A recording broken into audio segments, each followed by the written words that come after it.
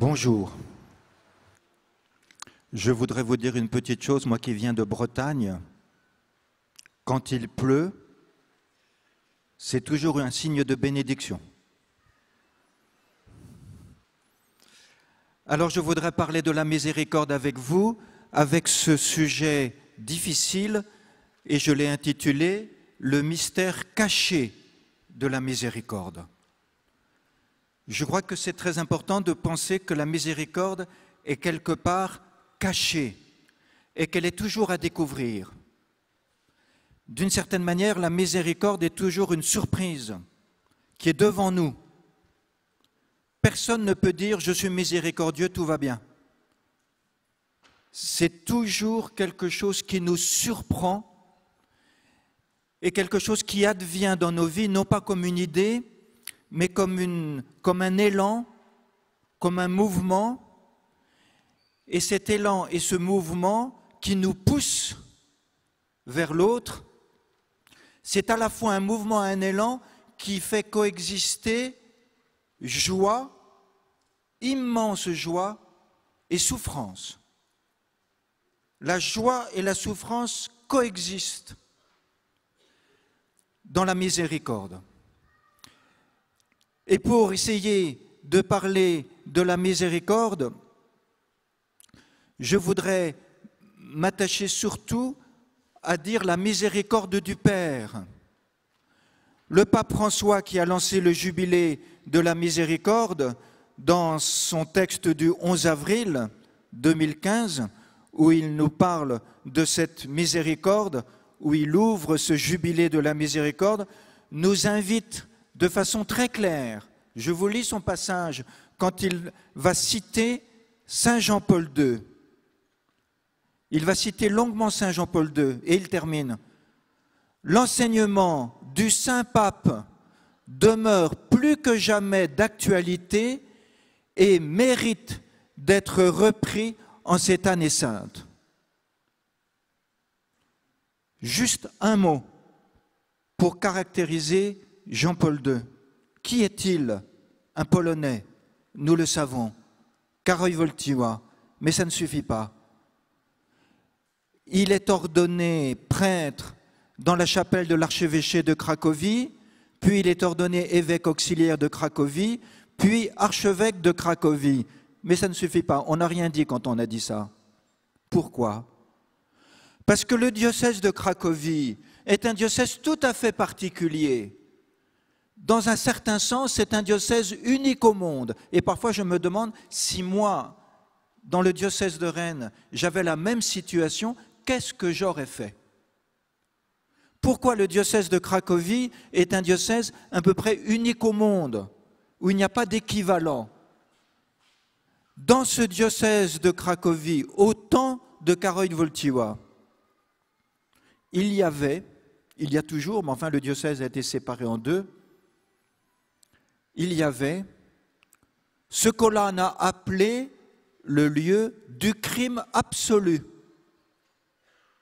c'est-à-dire le camp d'extermination d'Auschwitz-Birkenau, là où le pape François est allé, comme sont allés le pape Benoît XVI et le pape Jean-Paul II, mais le pape François, lui, a voulu y aller en silence.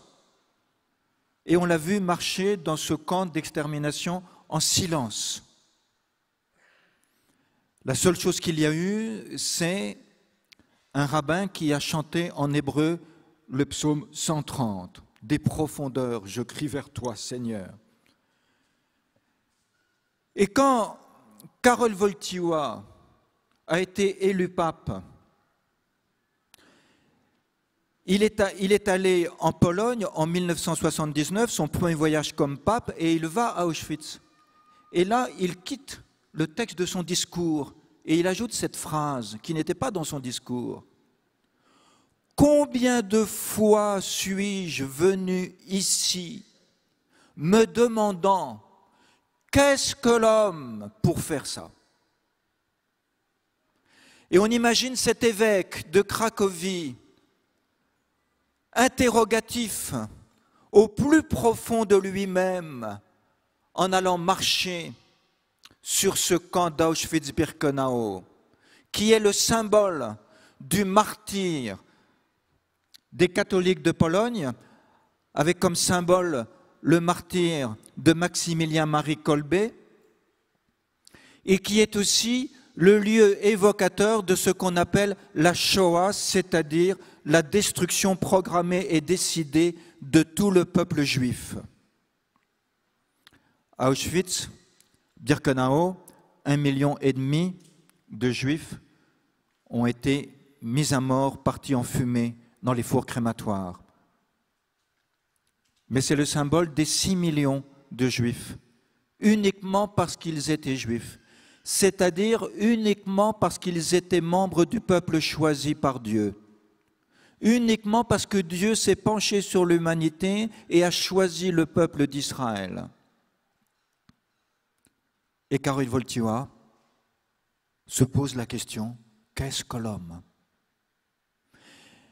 Et Dieu, qui conduit toutes choses, a permis que ce jeune Karol Wojtyła, qui commence son séminaire en septembre 1939, juste au moment où les nazis envahissent la Pologne, est obligé d'arrêter son séminaire en novembre. Et là, il est obligé d'aller travailler dans une usine de produits chimiques. Et il va travailler dans cette usine, dans ces mines, il va travailler dans ces mines tout près de là où il y a le cimetière, où une religieuse qui est morte le 5 octobre 1938, qu'il n'a jamais connue, mais dont il a lu non pas un article d'elle, mais un article d'un prêtre sur le message de cette religieuse. Et ce jeune Karol Wojtyła, que fait-il quand il le peut, en sortant de son travail? Il va sur la tombe de cette religieuse qui s'appelle Faustine.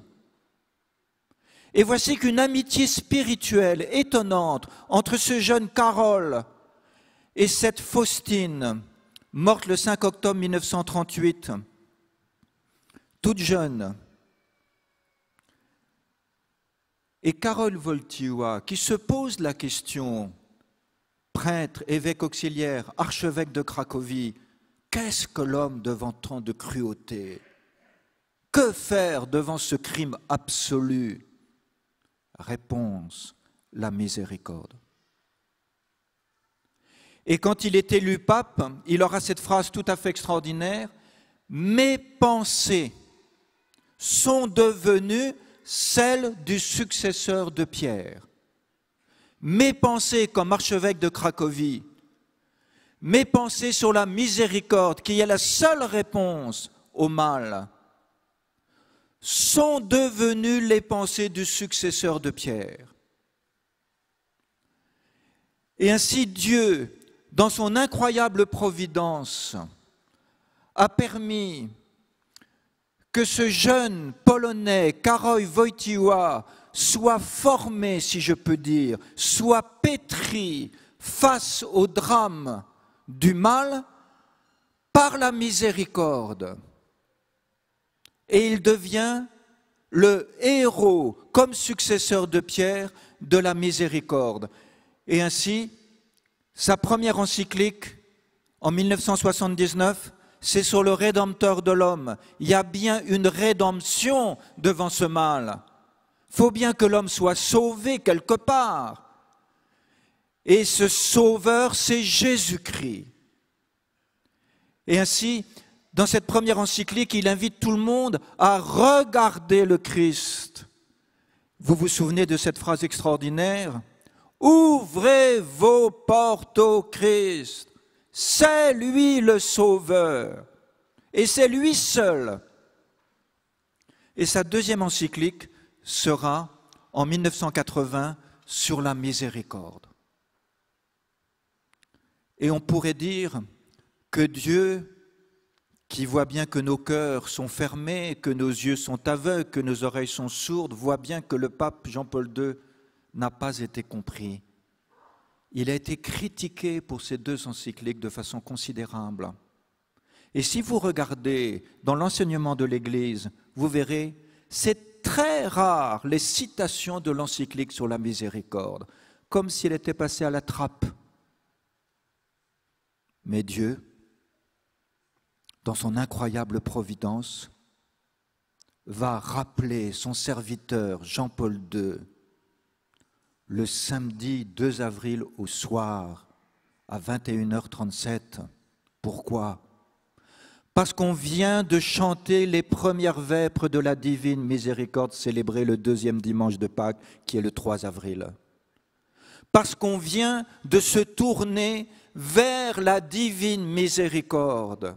Et Dieu nous donne un signe en rappelant son serviteur Jean-Paul II, ce jour-là, le jour de la divine miséricorde, pour nous faire entendre qu'aujourd'hui, plus que jamais, l'Église doit être prophète de la miséricorde.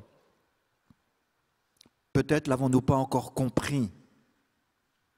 Alors il y a un archevêque de Buenos Aires qui a eu cette idée comme archevêque de Buenos Aires, comme il l'a dit.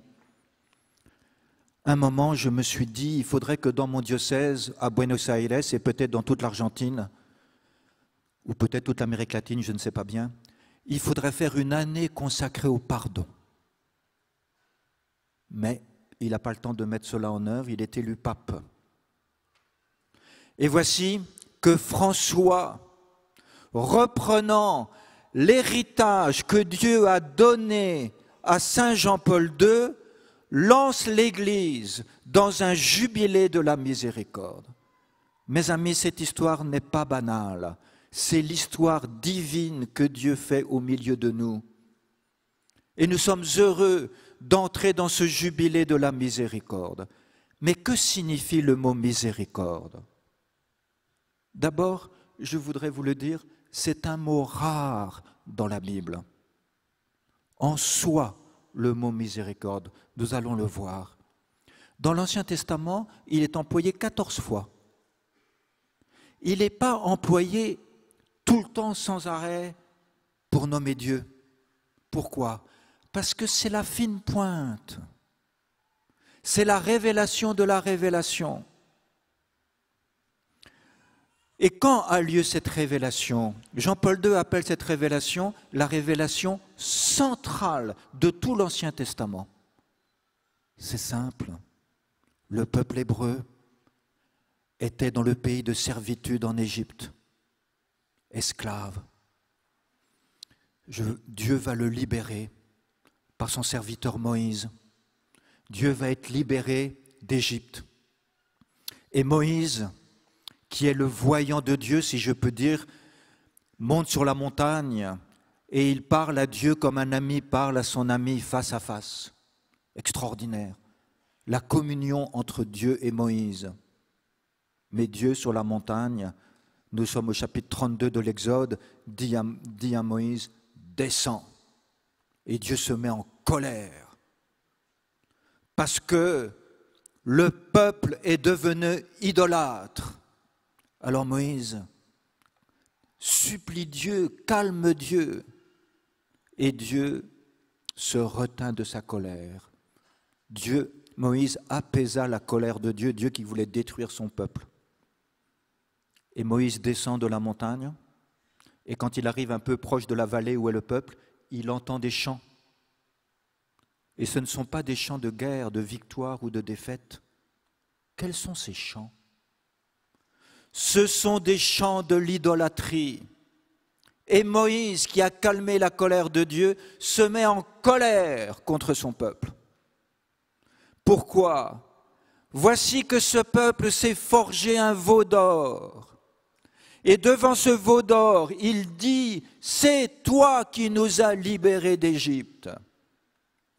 Voici l'idolâtrie par excellence, c'est-à-dire le mal par excellence.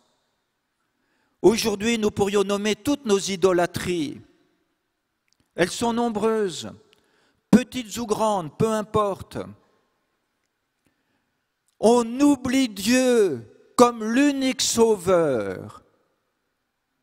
On ne sait plus qui est Dieu et on met des choses, des personnes ou des idées à la place de Dieu. C'est une idée qui va me sauver. C'est du bien-être qui va me sauver. C'est une reconnaissance affective qui va me sauver. Que sais-je? Et ainsi, Moïse voit que son peuple est idolâtre et Moïse va discuter avec Dieu, car Dieu ne peut plus demeurer avec le péché. Dieu est le 3 fois saint.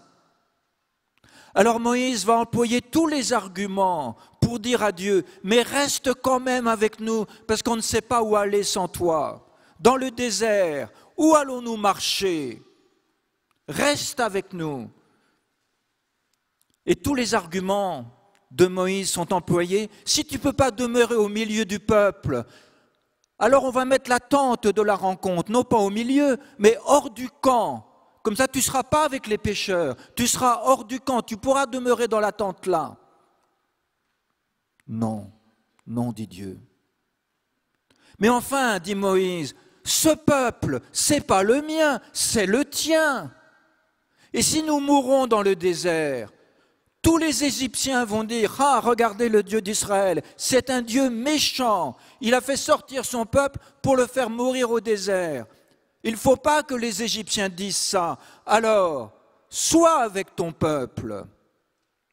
Dieu dit non, je ne peux pas. Alors Moïse intervient, mais moi, je n'ai pas été idolâtre. Si tu me fais grâce à moi, en me faisant grâce à moi, tu vas protéger le peuple. Et Dieu dit non. Alors Moïse, excédé, nous sommes au chapitre 33 de l'Exode, avec à ce cri extraordinaire. Fais-moi de grâce voir ta gloire.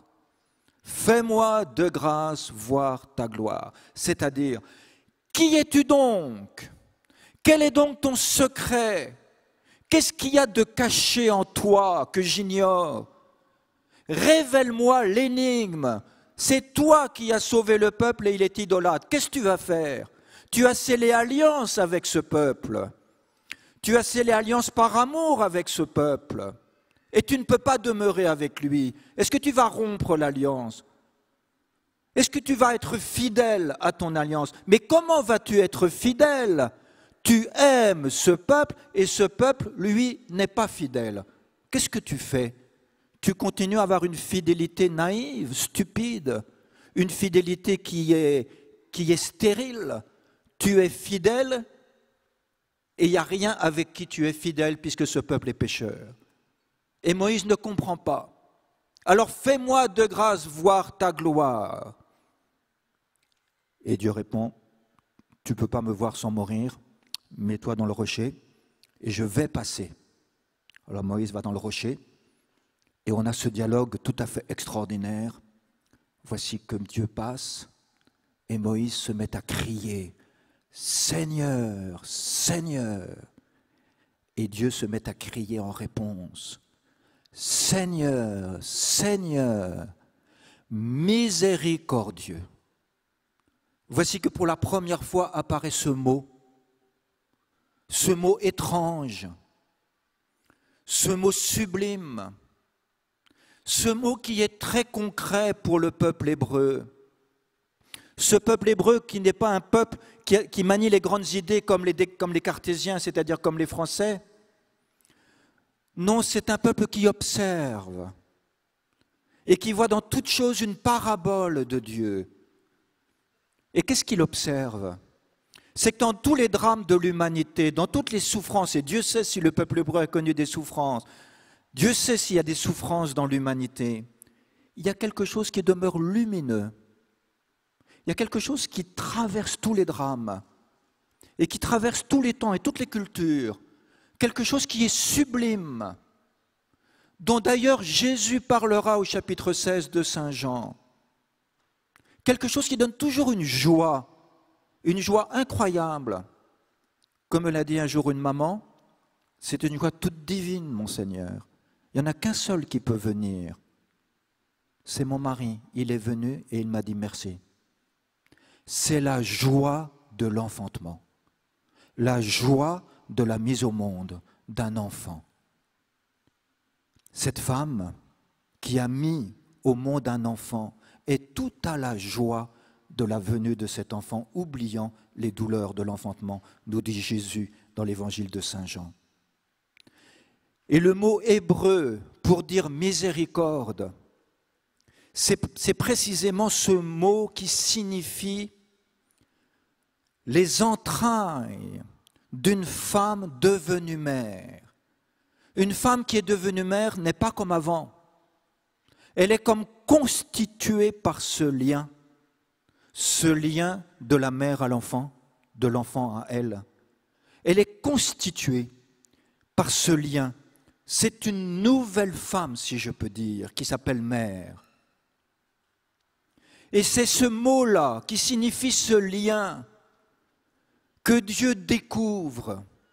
Et nous aurons alors, dans le prophète Isaïe par exemple, Dieu qui est comparé à une mère.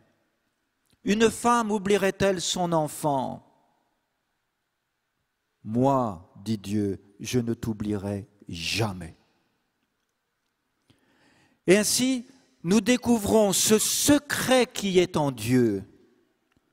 Pourquoi Dieu est-il donc fidèle à son alliance avec un peuple qui est infidèle? Pourquoi donc Dieu est-il fidèle à son alliance avec moi, moi qui suis infidèle? Pourquoi Dieu demeure-t-il dans sa fidélité alors que sa fidélité peut paraître stérile puisque je tombe sans arrêt dans le péché? Pourquoi est-il possible d'être comme Sainte Thérèse de l'Enfant Jésus? Après 9 ans passés en vie religieuse, je commets encore beaucoup de fautes, mais je ne m'en désole plus. Comment trouver le secret de notre fidélité face à la fidélité de Dieu? Dieu est fidèle par amour. Et devant notre infidélité, Jean-Paul II nous dit de façon tout à fait extraordinaire dans son encyclique, cet amour face au mal se fait miséricorde. L'amour se transforme en miséricorde face à l'aimer qui est dans le mal. Et pourquoi cela? Parce que précisément dans le cœur de Dieu, il y a cette attitude qui demeure l'attitude de Dieu, l'attitude du Père pour son enfant, quoi que fasse l'enfant. C'est ce regard du Père qui voit toujours non pas le péché. Dieu ne voit pas le péché. Le péché, ce n'est pas le problème de Dieu. Le problème de Dieu, c'est que celui qu'il voit, c'est son enfant. Et son problème, c'est que son enfant souffre. Le problème de Dieu, ce n'est pas notre péché. Le problème de Dieu, c'est notre souffrance. Mon enfant souffre. Et du coup, cet amour pour cet enfant qui ne souffre pas devient un élan incoercible qui s'appelle la miséricorde. Pourquoi? Mon enfant souffre. Alors on peut appeler miséricorde compassion, c'est le mot que choisira le prophète Ézéchiel. Dieu vibre, Dieu souffle, comme nous le lisons dans l'Ancien Testament. Pourquoi? Il frémit, il est bouleversé intérieurement. Pourquoi? Parce que son enfant qu'il regarde et qu'il aime souffre. Et alors il se précipite vers lui. Et il se précipite à cause de sa souffrance, pas à cause de son péché. Dieu se précipite à cause de sa souffrance parce qu'il ne cesse pas de voir son enfant. Qu'est-ce que c'est la miséricorde? La miséricorde, c'est le regard fidèle de Dieu sur son enfant qui ne voit plus qu'il est l'enfant, sur son enfant qui est aveuglé par sa souffrance, sur son enfant qui est tétanisé par sa souffrance, sur son enfant qui ne sait plus qu'il a une dignité magnifique. Et nous l'avons dans la parabole de l'enfant prodigue, au chapitre 15 de Saint Luc, où on voit Jésus qui raconte cette parabole, ce père qui avait 2 fils. Le plus jeune lui dit « Père, donne-moi la part d'héritage qui me revient ». Et son père lui remit. Et son fils partit pour un pays lointain, et là il dépensa tout son héritage. Et alors, il meurt de faim. Il se fait embaucher comme un ouvrier chez quelqu'un qui possède des cochons. Le cochon, c'est le symbole de la mort dans la Bible. Il aurait bien voulu se nourrir de ce qu'on lui donnait aux cochons, mais on ne lui donnait rien. Alors il rentra en lui-même. Très important, il rentre en lui-même, cette intériorité. Être vrai avec soi-même. Il rentre en lui-même et il se dit « Je vais rentrer chez mon Père et je vais lui dire « Père, j'ai péché contre le ciel et contre toi, je ne mérite plus d'être appelé ton fils, traite-moi comme l'un de tes ouvriers. » Voilà que cet enfant qui souffre ne sait même plus qu'il a la dignité de fils de Dieu. Il ne sait même plus qui il est. Alors il revient. Alors qu'il était encore loin, son père le vit. Il courut à sa rencontre et il l'embrassa. Et Saint Luc nous dit, son père le vit et il fut bouleversé de miséricorde. Le même mot qui est employé dans le livre de l'Exode, Dieu est miséricordieux, c'est-à-dire des entrailles bouleversées. Et il court vers son fils. Et le fils lui dit, j'ai péché contre le ciel et contre toi, je ne mérite plus d'être appelé ton fils, traite-moi comme l'un de tes ouvriers. Et le père dit, vite, allez chercher le veau gras, tuez-le, apportez une robe, revêtez-le, mettez-lui un anneau au doigt, mettez-lui des sandales, car mon fils, qui était mort a retrouvé la vie, il était perdu, il a été retrouvé. La miséricorde, c'est ce regard qui ne cesse pas de voir la filiation divine, que chacun est un enfant bien-aimé de Dieu. Et c'est ce regard qui, devant la souffrance qui accable et qui rend aveugle sur cette filiation, c'est un regard qui va redonner cette filiation, ou plutôt la faire retrouver car elle n'a jamais disparu. Et vous avez cette affirmation très forte dans l'encyclique du pape Jean-Paul II. Je vous lis ce passage tout à fait magnifique. Lorsqu'il en est ainsi, celui qui est objet de la miséricorde ne se sent pas humilié, mais comme retrouvé et revalorisé. Le Père lui manifeste avant tout sa joie de ce qu'il ait été retrouvé et soit revenu à la vie. Cette joie manifeste qu'un bien était demeuré intact. Un fils, même prodigue, ne cesse pas d'être réellement fils de son Père. Quelles que soient nos situations de vie qui durent, ou quelles que soient nos situations de vie qui sont ponctuelles et qui nous paraissent contraires à l'Évangile, d'une manière ou d'une autre, que sais-je, nous ne cessons pas d'être des fils et des filles de Dieu. Parfois notre culpabilité nous aveugle, nous avons honte. Et le manteau qui vient nous habiter, c'est le manteau de la honte. Et ce manteau voile notre filiation divine, que nous sommes des fils et des filles bien-aimés. Et qu'est-ce que fait ce manteau de honte? Il nous fait souffrir. Bien sûr, ce manteau de honte, ça peut être le péché, mais pas uniquement. Le manteau de honte, ça peut être le manteau de l'exclusion, parce que je ne suis pas comme tout le monde. Je suis porteur de handicap et je vois bien que le regard sur moi ne sont pas des regards comme sur les autres. Ça peut être un accident terrible et mortel qui fait que je vis un deuil et je m'isole dans cette souffrance. Et je vois bien qu'on ne me regarde pas comme d'habitude. Ça peut être la maladie. Que sais-je? Et nous voyons bien qu'il y a comme deux sortes de maux qui peuvent nous assaillir.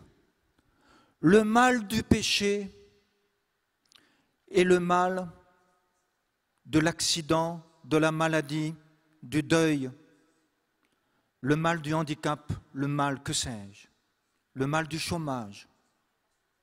Et nous nous sentons, d'une certaine manière, pris, enveloppés par un manteau qui peu à peu, de façon insidieuse, nous voile notre condition d'enfant bien-aimé de Dieu. Et la miséricorde, c'est ce regard du Père qui voit toujours son enfant. Et cette miséricorde qui voit toujours son enfant, c'est ça la miséricorde, c'est ce regard. Et ce regard qui ne cesse pas de voir. Vous avez un exemple tout à fait extraordinaire chez Sainte Thérèse de l'Enfant Jésus à 14 ans.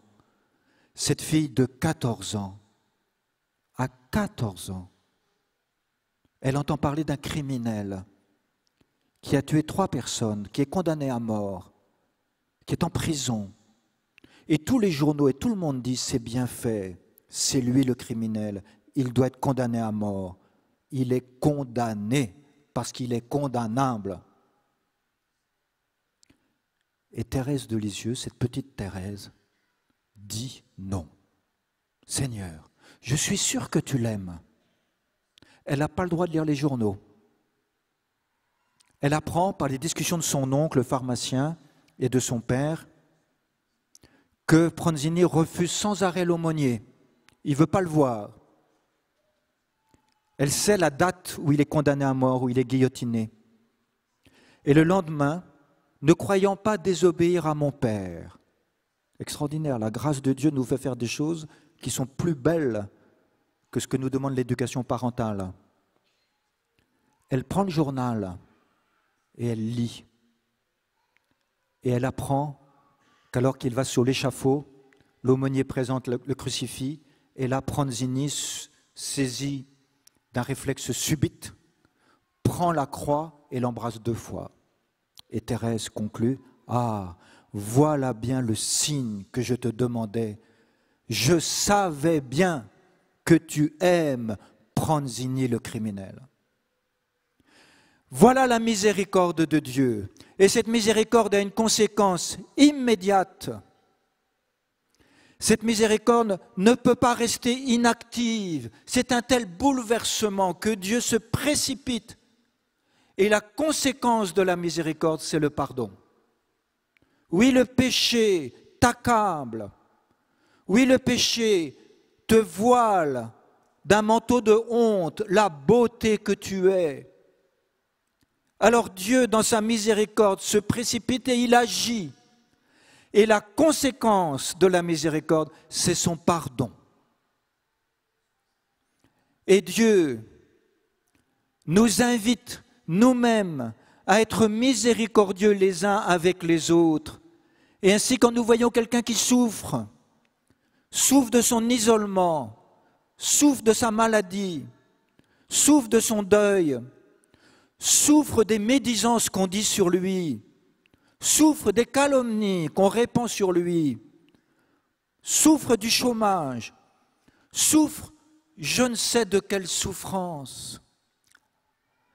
Alors le regard miséricordieux qui voit la beauté de cette personne, quelle qu'elle soit, comme enfant de Dieu, a une conséquence immédiate, c'est l'action pour aller visiter ce malade, pour aller visiter ce prisonnier, pour aller dire du bien de cette personne dont tout le monde dit du mal, pour aller consoler celui qui est isolé, pour que jamais il ne soit seul, pour proposer une amitié à celui qui n'a pas d'amis, pour donner à manger à celui qui a faim, pour donner mon vêtement à celui qui est nu, pour donner un verre d'eau à celui qui a soif. Et cette miséricorde nous fait agir comme cela. Pourquoi ? Parce que nous voyons comme Dieu voit la beauté de ce frère, de cette sœur. Qu'il est beau, ce prisonnier criminel. Qu'il est beau de sa filiation divine. Et je vais aller le voir pour lui dire sa beauté. La miséricorde n'est pas évidemment une idée, n'est pas un principe, n'est pas une grande vérité sur laquelle on pourrait disserter longtemps. La miséricorde, dit le pape Jean-Paul II, c'est la tendresse et la sensibilité du cœur qui ne peut pas ne pas rien faire. Il ne peut pas rester sans rien faire. C'est un élan. On n'est pas miséricordieux en devisant sur sa chaise, comme disait le pape François aux jeunes à Cracovie, en étant un jeune canapé. On ne va pas réfléchir sur la miséricorde en disant « bon, je vais bien comprendre la miséricorde, je vais en faire une bonne idée, peut-être une belle dissertation, peut-être un beau partage en groupe, et une fois que je serai sûr que j'aurai bien compris, j'irai visiter le prisonnier. » Non, c'est tout l'inverse. La miséricorde, c'est le secret caché de Dieu et c'est aussi le secret caché en nos cœurs, dont nous avons une parabole magnifique dans toute maman. C'est étonnant comment une maman est inquiète pour son enfant.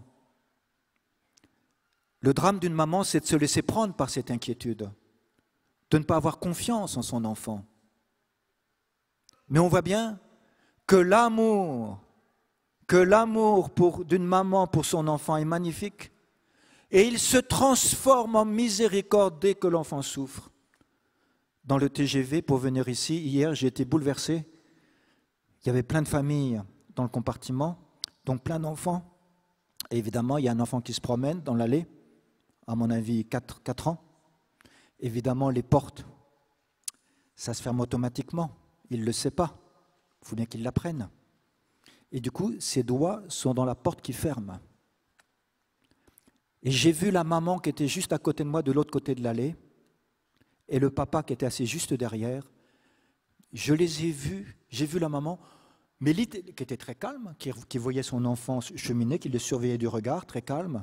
Et puis quand elle a vu la porte se refermer sur les doigts de son enfant, j'ai vu cette maman bondir de façon incroyable, prendre son enfant dans ses bras, le serrer sur son sein et le caresser. Oui, tu pleures, oui, tu as mal, oui, tu as mal.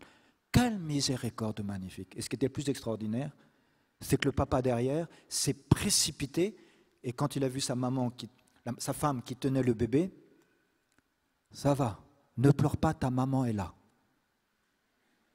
J'avais une parabole de la miséricorde extraordinaire. Le papa sait. Les papas sont miséricordieux aussi, bien sûr. Mais voilà la miséricorde. Et pour le dire de façon plus précise, les fiancés qui s'aiment d'un amour magnifique. Tout va bien. Ils sont jeunes, beaux. Tout va très bien. Ils se marient, tout va très bien. Ils s'aiment dans la grandeur de leur talent, de leur désir, de leur joie. Et c'est magnifique. Mais voici qu'un moment, lui ou elle a une épreuve de santé, une épreuve de travail, une douleur, un deuil dans sa famille, qui est donc ma belle famille. Que sais-je? Et voilà que cet amour magnifique d'alliance, devient miséricorde. La grandeur de l'amour conjugal, c'est quand il devient un amour miséricordieux, parce que les époux sont tous les deux habités par la faiblesse. Et la faiblesse n'étonne jamais l'époux ou l'épouse. Pourquoi? Parce que l'époux ou l'épouse est miséricordieux, miséricordieuse. Et je vous lis ce passage de l'encyclique de Jean-Paul II qui nous dit bien cette importance de la miséricorde, cette importance de la miséricorde qui n'est pas une idée, mais qui est vécue, et qui est vécue dans les rapports humains les plus concrets. Je me souviens un jour d'une femme consacrée à Dieu, contemplative, priant longuement chaque jour, et qui était assistante sociale auprès de familles éprouvées, d'enfants dans des conditions très précaires. Et son chef, le patron du service social, anticlérical notoire, n'arrêtait pas de critiquer, et de critiquer violemment, pardonnez-moi, les curés, les bonnes sœurs, de critiquer la religion. Et cette femme m'a fait cette confidence. Un jour, je vais au travail et j'apprends que mon patron vit une grosse épreuve dans sa famille et qu'il souffre. Et le soir, j'étais très surprise. J'ai expérimenté que je souffrais de la souffrance de mon patron. Je souffrais de la souffrance de mon patron qui pourtant n'arrêtait pas de blesser cette femme chrétienne convaincue, disciple de Jésus. Il y a quelque chose qui s'éveille en nous sans que ça vienne une idée, mais qui est cette charité devenue miséricorde. Je me souviens de ce monsieur, chef d'entreprise, fidèle, époux, père de famille, chrétien, priant de plus en plus, qui un jour m'a fait cette confidence. J'ai découvert que je n'aimais pas ma secrétaire. Magnifique aveu d'une croissance de la charité en lui et qui éveille en lui l'amour évangélique qui se fait miséricorde, parce que précisément, sa secrétaire lui demandait un congé maladie. Et s'est éveillé en lui la miséricorde pour cette femme plus faible, atteinte par la faiblesse. J'ai découvert que je n'aimais pas ma secrétaire. Bienheureuse découverte. Et le pape Jean-Paul II écrit dans son encyclique « Rappelons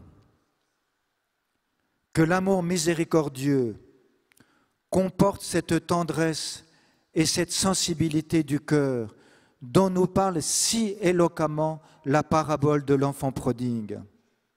Aussi, l'amour miséricordieux est-il indispensable, surtout entre ceux qui sont les plus proches, entre les époux, entre parents et enfants, entre amis. Cet amour miséricordieux est indispensable dans l'éducation et la pastorale. Je termine par cet exemple de façon si simple. Oui, c'est vrai, les gendarmes sont venus chez moi et ils m'ont dit de venir avec eux parce que mon fils, qui est adolescent, a été surpris en train de voler et il est à la gendarmerie. Et je suis dans le déni, c'est pas vrai, mon fils n'a pas volé. Mais devant l'évidence des gendarmes, je suis les gendarmes et je vais à la gendarmerie. Et il y a deux solutions. Arrivant dans la gendarmerie, face à ce fils que j'aime, il y a deux solutions. Ou bien je lui dis, espèce de petit voleur, et le secret de la miséricorde n'a pas encore été dévoilé dans mon cœur. Ou bien je lui dis, ô mon fils que j'aime, tu as volé. Là, la miséricorde est présente. L'amour miséricordieux, surtout vis-à-vis de ceux qui sont proches l'un de l'autre. Quelles que soient les situations mises à l'intérieur de cette proximité, nous avons cette capacité de voir notre amour se transformer en miséricorde. Cet amour qui se transforme face au mal. Et je vous laisse avec cette citation du pape Jean-Paul II. Croire en un tel amour signifie croire dans la miséricorde. Celle-ci, en effet, est la dimension indispensable de l'amour. Elle est comme son deuxième nom. Et elle est en même temps la manière propre dont il se révèle et se réalise pour s'opposer au mal qui est dans le monde, qui tente et assiège l'homme, s'insinue jusque dans son cœur et peut le faire périr dans la géhenne. Réécoutons cette phrase du pape Jean-Paul II. Croire en un tel amour signifie croire dans la miséricorde. La miséricorde, en effet, est la dimension indispensable de l'amour. Parce que ceux qui s'aiment les uns les autres sont tous habillés de faiblesse, comme dit le pape François. Celle-ci, en effet, est la dimension indispensable de l'amour. La miséricorde est comme le deuxième nom de l'amour. La miséricorde est en même temps la manière propre, la manière spécifique, la manière adéquate dont l'amour se révèle et se réalise pour s'opposer au mal. Jamais en disant que le mal n'est pas grave, jamais en disant que le mal n'est pas dramatique, jamais en disant que le péché finalement, c'est pas si grave que ça. Non. Mais c'est l'amour qui dit ce qui est grave par-dessus tout, c'est que ton mal t'empêche de voir que tu es beau. C'est que ton mal t'empêche de dire le Notre Père dans la paix. C'est que ton mal te fait croire que tu es indigne. Personne n'est indigne de Dieu. Personne n'est indigne de Jésus. Personne n'est indigne de la bénédiction de Dieu. Notre mal nous le fait croire parfois. Alors Jean-Paul II, Saint Jean-Paul II affirme pour chacun d'entre nous ici, pour moi comme pour vous et pour tous ceux que vous aimez, pour chaque membre de vos familles, tous ceux et toutes celles auxquels vous pensez, ceux et celles qui se croient indignes, blessés, qui n'arrivent pas à relever la tête. La miséricorde est la dimension indispensable de l'amour. La miséricorde est comme le deuxième nom de l'amour. La miséricorde est en même temps la manière propre dont l'amour se révèle et se réalise pour s'opposer au mal qui est dans le monde, au mal qui tente et assiège l'homme, ce mal qui tente comme une scie et qui nous fait croire au fond de nos cœurs, tu es indigne, tu es indigne, tu es indigne. C'est une voix maléfique qui nous parle. La miséricorde, c'est la voix de l'amour qui vient dire, tu es beau, tu es mon enfant, tu es un enfant bien-aimé, n'aie pas peur, ne t'inquiète pas. Et pour tout dire, c'est une miséricorde partagée entre ceux qui se reconnaissent mutuellement comme enfants bien-aimés de Dieu. Quand le mal nous assaille, tournons-nous vers le Père et disons immédiatement, en toute confiance, le Notre Père, comme un enfant bien-aimé. Peut-être, dans le silence maintenant, nous pouvons chacun méditer sur cette beauté de l'amour de Dieu pour nous, ce secret de la miséricorde qui nous habite. Laissons-nous toucher par la miséricorde du Seigneur.